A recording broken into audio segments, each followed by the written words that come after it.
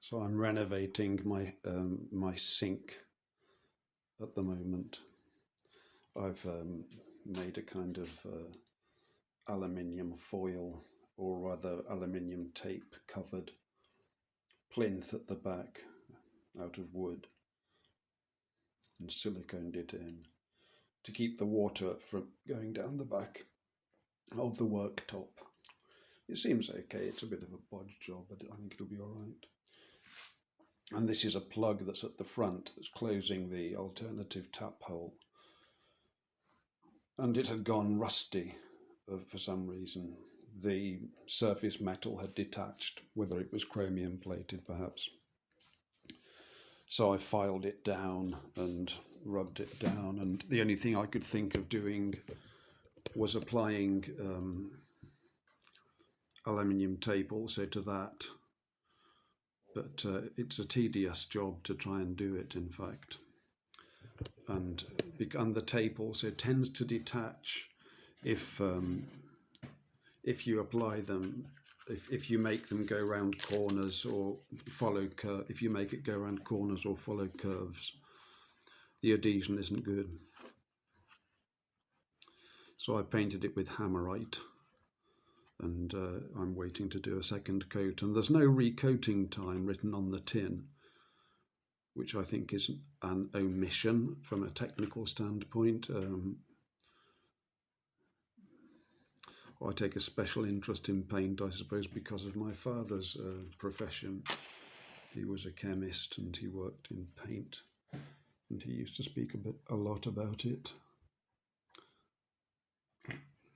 So I learned a little bit of the craft, I suppose, just a little bit on. I think my sister might know more than me. I don't know. My younger sister is very, very technically minded. Very good with her hands, and has always taken a very keen interest in tools and woodwork and this sort of thing. She's very capable. But yeah, so it all goes. Really, the thing I want to speak about is probably going to be quite shocking, and so I don't know. Some of the things that I say on the messages that I've shared, I suppose, are are bordering on things that you probably can't even say on a public platform. And I got one video removed for saying something like that, which surprised me actually. But whatever I'd said, it had gone. And then there was another one where there was a correction or a fact checking on the time that I mentioned the possibility that the Jonestown massacre may have been a theatrical event rather than a real one. That's obviously getting a bit near the edge with that sort of stuff. I mean, these theories are out there, so you don't need me to really say them, I suppose. But it could be that maybe the whole channel is very strongly choked because of the areas that I'm prepared to go to, because things like you get into stuff like race and gender and medicine, and ultimately identify who's in charge in the world, which people don't seem to get. I think the power of Satan and his subtlety, of the adversary, shall we call him, and his subtlety escapes most people, really. And so we've come to the extraordinary situation, I would say, wherein the very church is under his direction, and people just don't see it. They don't get it. This is quite a serious um, state of affairs. I mean, I would say that a believer, you know, I mean, if I had the opportunity to go and stand in a church and preach today, I wouldn't go anywhere near it. I don't want that. I can't do that. I don't have the authority to do it. And no, nor does anybody else today. This is the problem. People think that they do. And another thing, and this is where this is going to get weird, and people, you can say that you're mad, and that's fine. I've spoken about the in utero gender swapping that it seems may go on. That's all I can say. I mean, I have no proof of these things. I first heard these ideas after following the transpocalypse and the transgender agenda quite closely, and identifying the fact that many what I would say many famous people, or some would say all. I don't know about that, but would seem not to be how should we say genetically of the gender that they are representing, but of the opposite gender. And you see that fits it. That is exactly the Baphomet principle. So of course we see it in the public theatre. It is placed before our eyes, you see, and this is also causing men, I'm afraid, to unconsciously develop lustful feelings towards other men. And this is Thailand also. This is a side of Thailand. These things are being promoted. I mean, those things exist in the world. We can't bury our heads in the sand and cry "eek a mouse." Of course they exist. They're perfectly in a way natural that they would exist. In Thailand, the country families have a tradition where they'll take they'll assign to a boy or one or two of their sons to be raised as a woman, to be raised female, and then to go and work in the city, because this was always a good source of income. And so I wonder whether before the tourists were arriving en masse, perhaps it was the monks that were willing to pay for these types of pleasures. The people who are in charge, the people who are in control, when you have power, what men will do is go with these types of harlots. They are the preferred. It's not some minor kind of weirdness. It's the mainstream, actually. I've said before that very many prostitutes are actually men.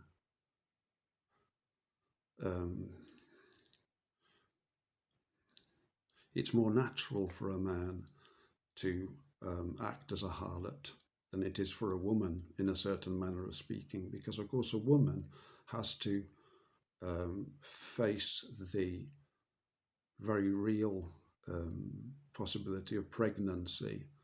It's a more intimate act, should we say.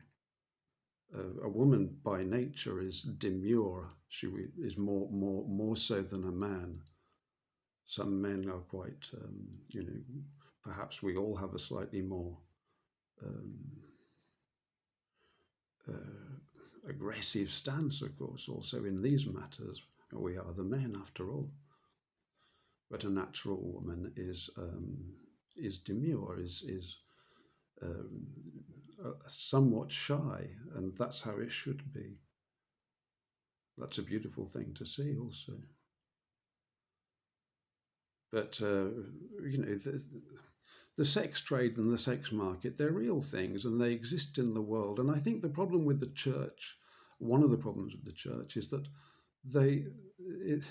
or people have come to view these things as being sort of like nasty and dirty and must be shoved aside, whereas really this is just the cut and thrust of human society, and we all participate in it, to a greater or lesser extent, unless we hold ourselves in aloof and deliberately order our paths. I mean, one can order one's path, of course, that's not necessarily holding oneself aloof, but you know what I mean. We have to accept these realities, I believe, and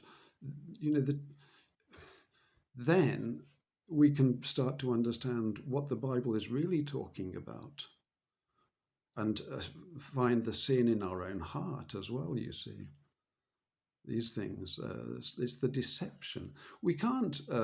We're men. We can't. Our nature, our lustful nature, if you like, is not something which is in itself ungodly, and it's not something that can be removed, no matter how much people try.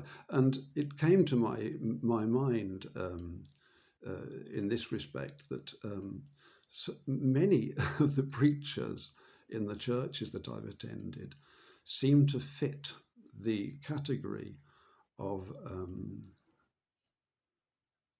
Freemartins, would seem to be, I would say, by their nature, because I got to know them fairly well. And I'm not. I think I think that we're not really aware of what our agenda actually is. And I'm being plural here because I'm also speaking about myself. I'm not accusing anybody without first accusing myself, as it were. I don't consider it an accusation at all. I mean, we're born. We have no control over these things. But it seems that because we have a National Health Service and all the rest of it, control to some extent has latterly been more and more relinquished towards the state. And the state is not really, a godly institution in our world. We understand this, of course, although it would have been founded in some places on godly principles or writings. But in modern society, the relationship between the Word of God and the workings of the state, I think, has been stretched far beyond breaking point. I mean, I don't think anybody refers to the Word of God when making any kind of pronouncement or decision or whatever in the state. The state has never really been of any help in these respects. It would be in the hand of the king to move in this regard, and I believe that the King of England has tremendous power. I believe, really, the power in the world, should we say, would be ideally shared, I suppose, between he and another king of a very small state, perhaps, but of great wealth across the world, and residing in Rome. Those are I can't see any locus of power beyond those two. But I know people could say that I'm missing something really fundamental. I mean, I'm just talking nonsense here, of course. Nobody could take these things seriously. But so it seems to me that we are in dire straits, and the church is just not anywhere near And some of these preachers, they're not, we are men, you see. This is the problem. By teaching us to be shy about matters of sensual pleasure or gratification and all these things, to some extent, our identity as men is being attacked. Now, I was pretty not heavily, no, I got involved with the men's rights movement after I had, my run-ins with the Stefan Molyneux. Just get a drink of water.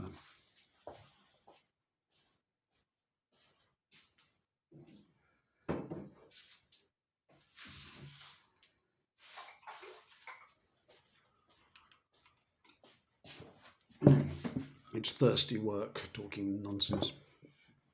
But I got into the men's rights movement, and I was really into that stuff, and I followed many of the ideas there.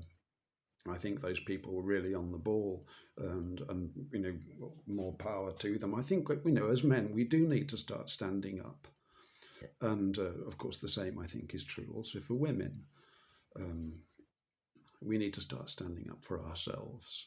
We are so reviled in the world, particularly if you're white like I am.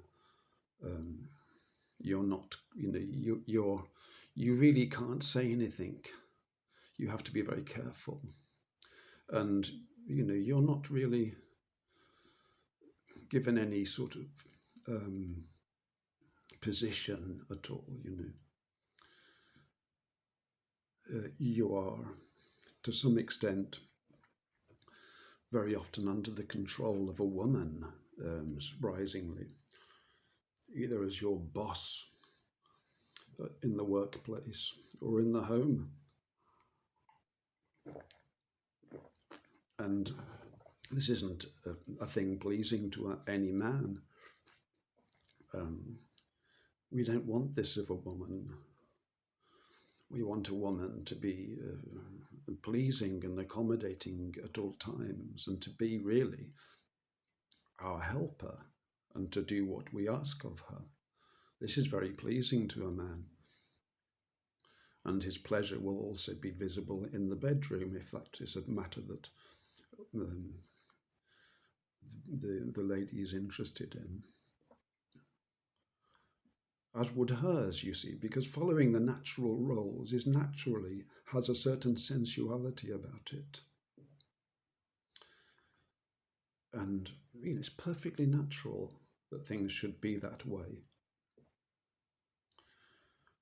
And our desire for looking at other women is perfectly natural, I'm afraid.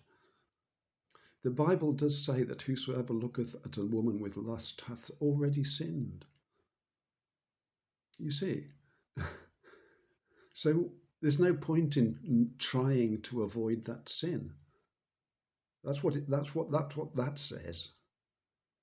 We're not condemned in the cross. We are saved in the cross, undeservingly, because we cannot, in fact, observe a woman without appraising, to some extent, her suitability, and sometimes the appraisal might border on lustfulness. How do you define it?